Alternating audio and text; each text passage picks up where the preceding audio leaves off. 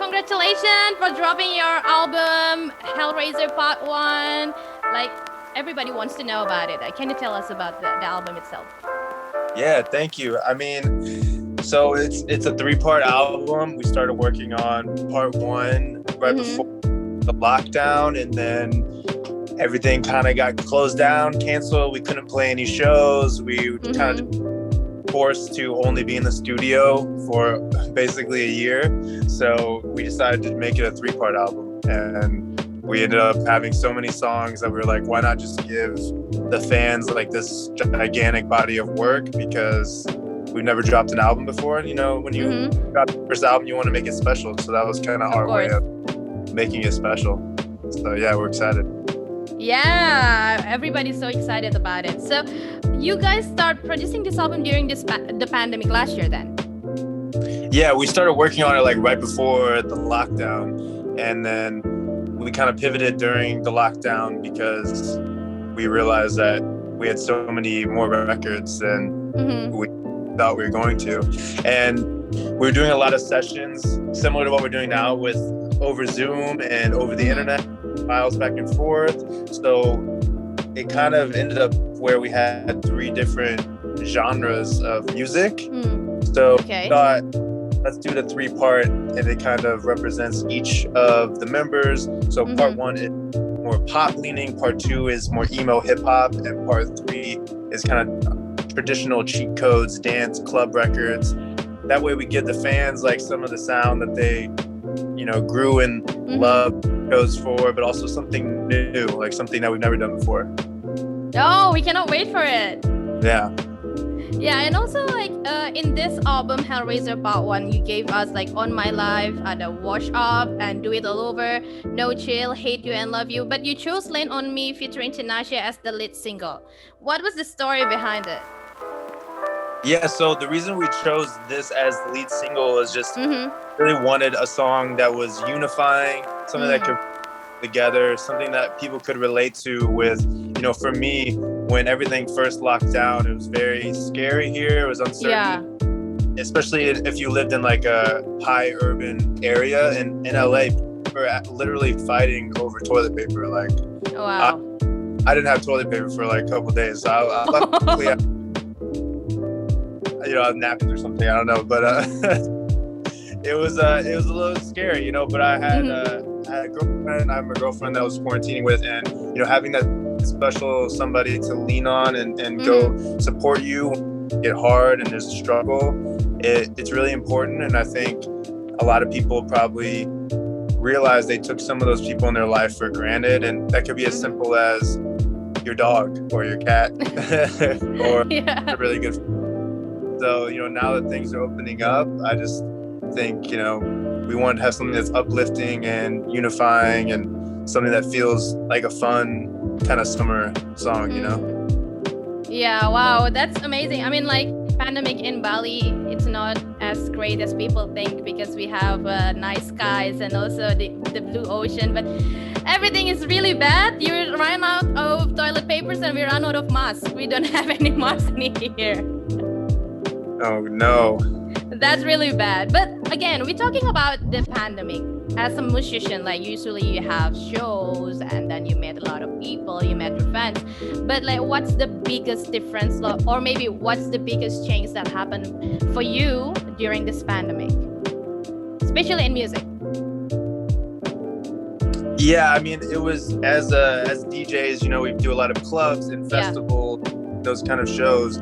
We're so used to getting immediate feedback on records that we make. We out in the club, or just hearing other music in the club and seeing what people are reacting to, and that usually has a big influence on what we're making. So during this time, we didn't have that. So we literally had no idea, you know, what people are really vibing to. I mean, obviously TikTok was kind of like a thing, but so we were kind of just like, let's just make music that we like. Let's just kind of put ourselves in a bubble where we're not really interacting with the outside world, and just make stuff that we like and feels like represents us. And this will be like our body of work, and hopefully people will connect to it and more of like a bigger story of us as an artist, because up until this point, mainly done singles and EPs. We have an album, and we wanted to tell more of a story, give like a theme for so yeah, I think the pandemic for a lot of people has been really hard. For us, I think there was, definitely some depressing moments as far as you feel like you don't have a purpose, It's like for the past 4 or 5 years, you're used to performing for fans, and then you take that away and you're like, now what do I do? Like, I'm just like sitting around. So I think, for anybody that had some struggles during the pandemic, I think you just got to look for any silver lining you can, any pro. And for us, that was, let's just make music and like focus on that. Okay, that's a good one. And I've noticed in this album you work with so many artists. I mean, like, how do you seek out your collabs and figure out who to features where for this song, like Tinashe maybe in Lean On Me? Yeah, it really comes down to what's best for the song. So sometimes we'll get an idea sent to us from the artist. So for example, Bryce Vine on our song Stay, he wrote the song like a year before he sent it to us, and then he couldn't really nail the production in a way that he wanted, so he sent it to us and did some rewrites and made the production in a way that would fit with us, and that's kind of how that song came about.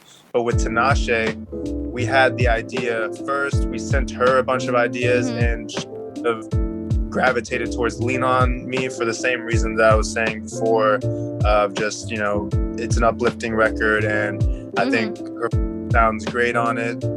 And with that, we had to be separate because of the lockdown. So she was recording her in her studio. Yeah, we recorded ours in ours, and then we kind of layered them over each other, matched them up. So it's kind of interesting because we're not in the room together. So we're kind of just, it's almost like a game of tennis or something, like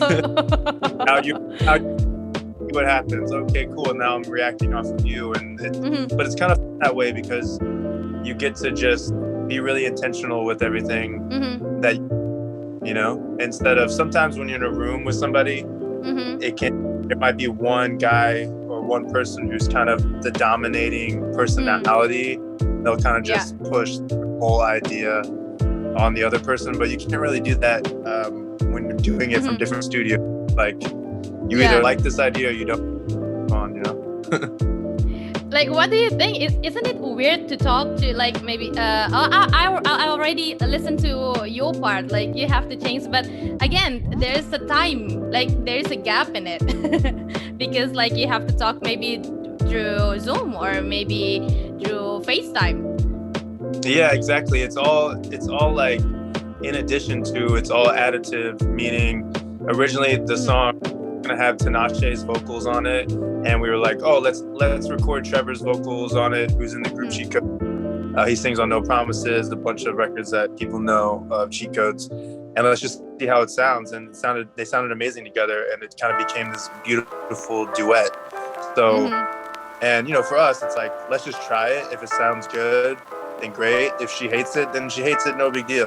So I definitely encourage that kind of creativity for people, because I don't know, you can't be scared to fail. Like, we failed 100 times and then succeed once, and then people think we're like geniuses, but it's like, no, we actually fail majority of the time. Majority of our ideas actually suck, and every once in a while But actually, like, the pandemic kind of limited your music though.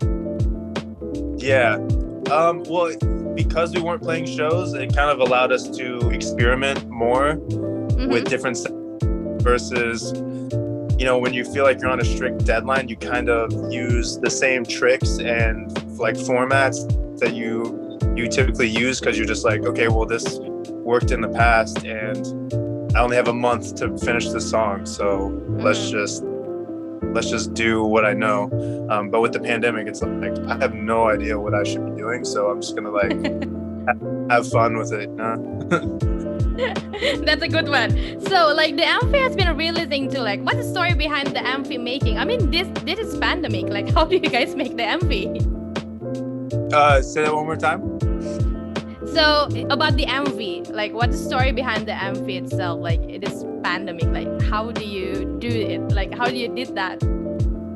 The what was that? Oh, sorry, music videos. I mean. Oh, okay. Yeah, the music video. Okay, so we did the song separately, and then as things started opening up, we did a photo shoot together. We did the music video together. So I think we shot the music video like 3 weeks ago. So yeah, things have been pretty open, since the vaccine started rolling out here in America.